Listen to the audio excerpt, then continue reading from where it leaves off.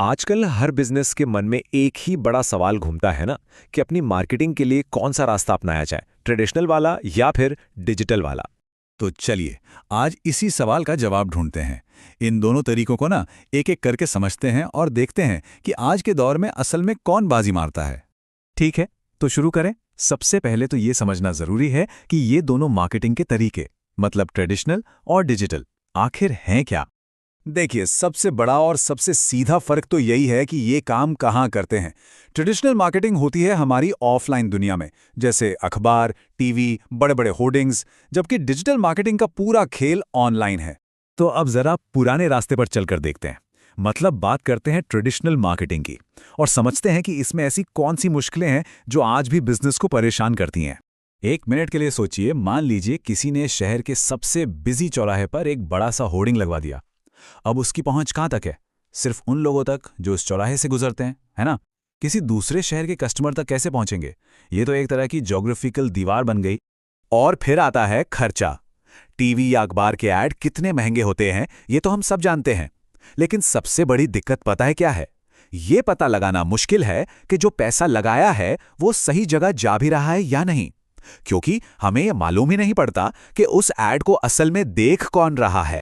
इसे आप एक तरह से शॉटगन अप्रोच कह सकते हैं, मतलब अपना मैसेज हर किसी तक पहुंचा दो इस उम्मीद में कि शायद कोई सही निशाना लग जाए। ये तो बिल्कुल हवा में तीर चलाने जैसा हुआ। इसमें कोई प्रिसिजन, कोई सटीकता नहीं होती। और शायद इसकी सबसे बड़ी कमजोरी यही है, आप अपने इन्वेस्टमेंट पर रिटर्न यानी आरओआई को माप ही नहीं सकते। क्या उस अखबार वाले ऐड से सेल बढ़ी? कौन बताएगा? ये जानना लगभग नामुमकिन है। पैसा कहां गया, इसका कोई पक्का हिसाब किताब नहीं मिलता। जरा सोचिए, किसी ने लाखों रुपए लगाकर एक टीवी ऐड बनाया और बाद में पता चला कि उसमें एक छोटी सी गलती रह गई। अब क्या होगा? कुछ नहीं हो सकता। ट्रेडिशनल मार्केटिंग में बदलाव करना बहुत बहुत मुश्किल और महंगा होता है। वही बात है, एक बार तीर कमान से निकल गया तो बस निकल गया। तो ये तो थी पुराने रास्ते की मुश्किलें। अब जरा नए रास्ते की तरफ चलते हैं और देखते हैं कि डिजिटल मार्केटिंग इन सारी परेशानियों का हल कैसे निकालती है। ट्रेडिशनल मार्केटिंग से एकदम उल्टा। इंटरनेट ने क्या किया? सारी जियोग्राफिकल बाउंड्रीज ही खत्म कर दी। मतलब अब दुनिया के किसी भी कोने में बैठे कस्टमर तक पहुंचना मुमकिन है। कोई दीवार नहीं, कोई रोक टोक नहीं। और खर्चे के मामले में, अरे यहां तो डिजिटल मार्केटिंग कहीं आगे है। कम बजट में भी शुरुआत की जा सकती है। और सबसे अच्छी बात यह है कि पैसा सिर्फ उन लोगों पर खर्च होता है जो सच में ग्राहक बन सकते हैं। यहां हर एक रुपए का हिसाब मिलता है। अच्छा, अब इसके अगले और सबसे जरूरी फायदे पर जाने से पहले एक छोटा सा कॉन्सेप्ट समझ लेते हैं। टारगेट ऑडियंस, ये क्या होता है? सिंपल है, ये वो खास ग्रुप है जिसे कोई भी बिजनेस अपना सामान बेचना चाहता है। और बस यहीं पर डिजिटल मार्केटिंग अपना असली जादू दिखाती है। मान लीजिए किसी को दिल्ली में 25 से 35 साल की उन महिलाओं को हैंडबैग बेचने हैं जिनकी दिलचस्पी फैशन में है।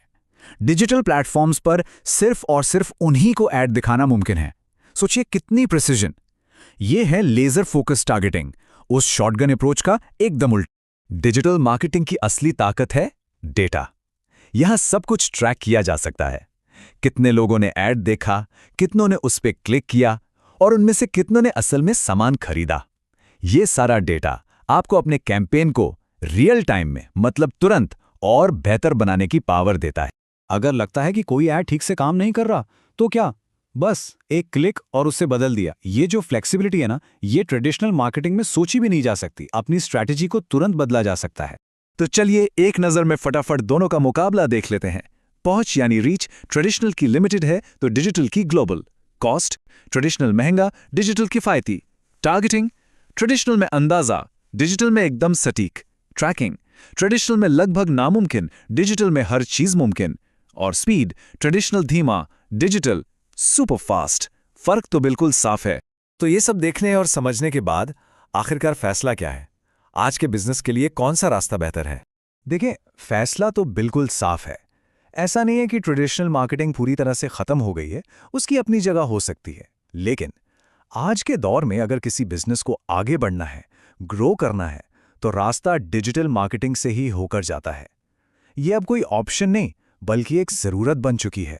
तो आखिर में बस यही एक सवाल बचता है, क्या आज का बिजनेस भविष्य के लिए तैयार है?